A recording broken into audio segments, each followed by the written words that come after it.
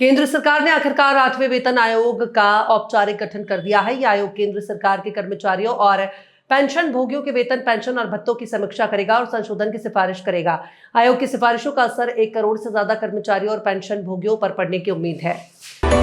खेसारी लाल छपरा विधानसभा seat से चुनाव मैदान में किस्मत आजमा रहे हैं। इस बीच खेसारी लाल यादव के मुंबई स्थित बंगले को अवैध बताते हुए नगर निगम की ओर से नोटिस भेजा गया है। नोटिस में अवैध निर्माण को तोड़कर हटाने के लिए कहा गया है। ऐसा न करने पर अवैध निर्माण के खिलाफ एक्शन लेने की बात कही गई है। साथ ही इसका खर्च भी खेसारी लाल से वसूलने की बात कही गई है। अगर आप दिल्ली में रहते हैं या हाल फिलहाल के दिनों में दिल्ली में रह रहे हैं तो ये खबर आपके लिए बेहद जरूरी हो सकती है। 7 नवंबर को बाबा बागेश्वर धाम की विशाल पदयात्रा के चलते दिल्ली ट्रैफिक पुलिस ने दक्षिण दिल्ली के कई इलाकों में यातायात प्रतिबंध और मार्ग परिवर्तन की घोषणा की है। प्रशासन के अनुसार इस यात्रा में करीब 50,000 से अधिक श्रद्धालुओं के शामिल होने की उम्मीद है और इसके साथ वाहनों का बड़ा काफिला भी चलेगा। बैंक लोन फर्जीवाड़ा मामले में रिलायंस ग्रुप के चेयरमैन अनिल अंबानी की परेशानियां और बढ़ गई हैं। प्रवर्तन निदेशालय ने अनिल अंबानी को अगले हफ्ते फिर से पूछताछ के लिए पेश होने का नोटिस भेजा है। ईडी ने 66 वर्षीय उद्योगपति को 14 नवंबर को एजेंसी के सामने पेश होने के लिए कहा है। उनसे ये पूछताछ एसबीआई बैंक लोन फर्जीवाड़ा केस में मनी लॉन्ड्रिंग के आरोपों को लेकर की जाएगी। इससे पहले ईडी ने 5 अगस्त को अनिल अंबानी को पूछताछ के लिए बुलाया था। मेरठ के सनसनीखेज सौरभ हत्याकांड के 8 महीने बाद ब्रह्मपुर इलाके के इंदिरा नगर में आरोपी मुस्कान रस्तोगी का परिवार अब शहर छोड़ने की तैयारी कर रहा है। उनके घर के बाहर मकान बिकाऊ है का पोस्टर लगा देखा गया। मुस्कान के पिता प्रमोद रस्तोगी ने बताया, परिवार अब इस शहर में नहीं रहना चाहता। उन्होंने कहा कि यहां अब सिर्फ बुरी यादें रह गई हैं।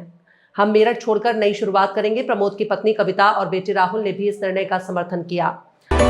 मध्य प्रदेश के नगरीय विकास और आवास मंत्री कैलाश विजयवर्गीय ने ऐलान किया है कि इंदौर में चल रही मेट्रो रेल परियोजना में बड़ा बदलाव किया गया है। अब शहर के सघन आबादी और व्यवसायिक इलाकों से गुजरने वाले मार्ग पर मेट्रो का भूमिगत लाइन से ले जाया जाएगा। सोमवार को ऐलान किया गया कि इंदौर में चल रही मेट्रो रेल परियोजना में बड़ा बदलाव किया गया है। बिहार विधानसभा चुनावों में आज पहले चरण की 121 सीटों पर मतदान जारी है। इस बीच उत्तर प्रदेश के सहारनपुर से कांग्रेस सांसद इमरान मसूद ने वोटर लिस्ट को लेकर बड़ा आरोप लगाया। उन्होंने कहा कि बहुत से लोगों को वोट नहीं डालने दिया जा रहा और वे वापस से जा रहे हैं। उन्होंने कहा कि राहुल गांधी ने कल कहा था कि एसआईआर के माध्यम से लोगों को वोट के अधिकार से वंचित किया जा रहा है, वो आज बिहार के मतदान में देखने को मिल रहा है। उत्तर प्रदेश में इलाहाबाद हाईकोर्ट ने एक महत्वपूर्ण निर्णय में 90 वकीलों को सीनियर एडवोकेट्स के रूप में नामित किया है।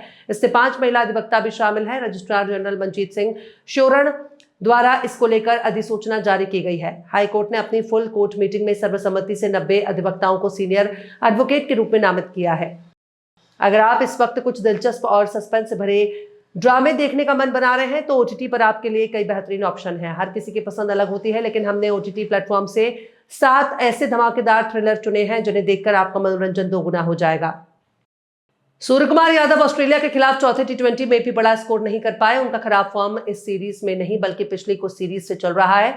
उनका हाल कुछ पाकिस्तान के बाबर आजम जैसा है, जो अपने खराब फॉर्म के कारण एशिया कप टीम से बाहर रहे थे। चलिए आपको बताते हैं पिछली 3 टी20 सीरीज में दोनों का रिकॉर्ड कैसा रहा।